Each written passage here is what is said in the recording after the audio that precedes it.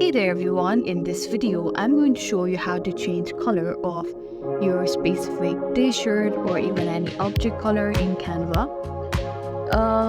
Okay, without any further ado, let's dive right in. Let's go to the upload over here. Let's choose an image. Let's say this one over here.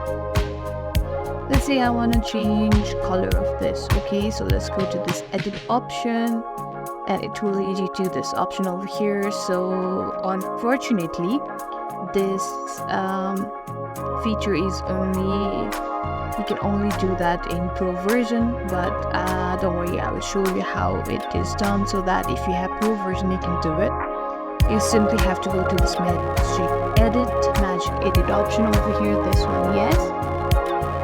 So since I don't have Pro 1, it's telling me that I need my Pro version, but all you have to do is go in that magic edit option and it will lead you to this brush suggestion stuff. All you have to do is, if you want to, like for example, you want to change this shirt color, simply apply that brush over here and there's option of changing color. Simply tap on that and it will change color like that. So yeah, I hope this video was helpful. If so, don't forget to like, share and subscribe to our channel. Thank you for watching and we'll see you in the next video.